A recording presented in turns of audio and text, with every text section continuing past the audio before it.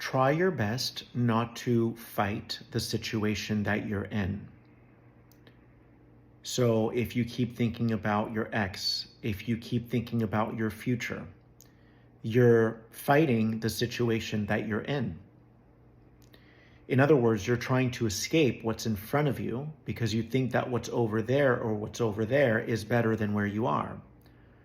No place is better than where you are right now. And I understand you. I can relate because I'm extremely ambitious. I was talking to my partner about this last night. I've been so ambitious my whole life in an unconventional way. I'm not someone who's going to go out and take action, but I'm ambitious because it's like I want to become who I know I am in my physical life. And sometimes that eats away at me because I'm not being fully present with the lessons that are in front of me. And here's the thing, if you get what you want too soon, then once you get there, you're already going to be on to the next thing. So you've just missed out on life. You've missed out on life because you were so wanting that change to happen. The change physically happened, but you didn't change.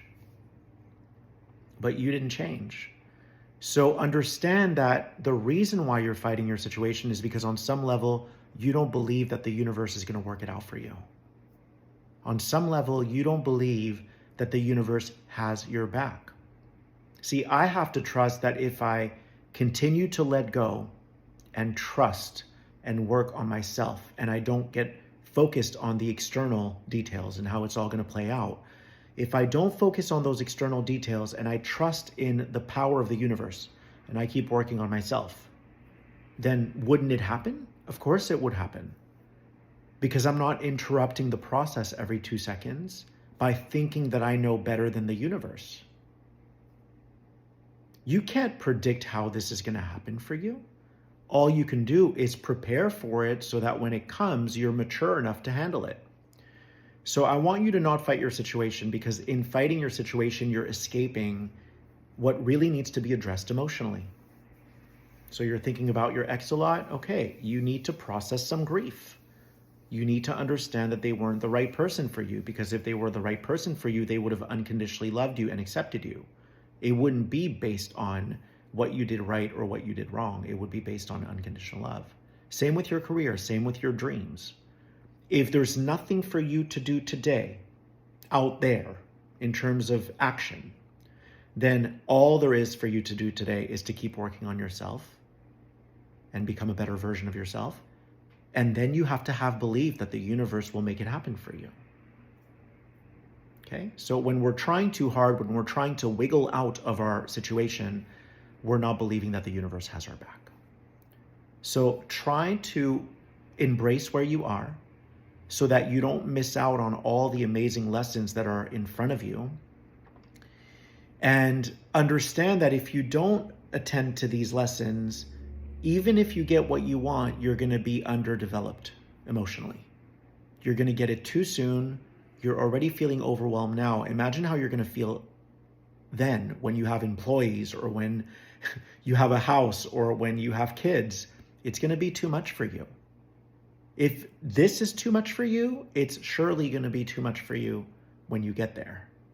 So what do you need to work on in a way to become more mature, to grow into more of who you are, which is an internal journey, right? This is an inside job.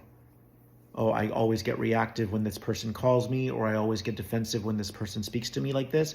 Okay, that bothers you. What are you holding on to? Are you holding on to a story that you can't trust people? When are you going to let that go? When are you going to start being who you are in real time with people in your life? Because you're so used to trying to get to the next place, when someone's in front of you, you don't open up your mouth and speak because you're not living in the present. I really want you to think about that. You're not living in the present. That's why you don't speak your truth on the spot. Because you store it in your mind, and then you build all this resentment, and then a month later you blow up on this person because you're not being authentic. You're holding it all in. So learn how to be honest and authentic now. This is your job. You have to align your life so that everything is in the room. Do you understand what I'm trying to say? Your thoughts your feelings all have to be in this room at the same time. But if you're afraid to tell your friend how you're feeling, or you're still walking on eggshells around your husband or your wife, or you're constantly complaining about your job, your feelings and your thoughts are not in this room. They all have to be in this room. You have to be more transparent. People who complain are just not willing to get vulnerable. Bottom line. If you stop complaining and you go, okay, I'm feeling a certain type of way, share that instead. That's more interesting, because then your feelings and your thoughts are in the room with you. You're not fighting your feelings off by complaining. That's just your thoughts. You have to include your feelings. Why are you wanting to complain? Because you're unhappy. So say you're unhappy rather than complaining.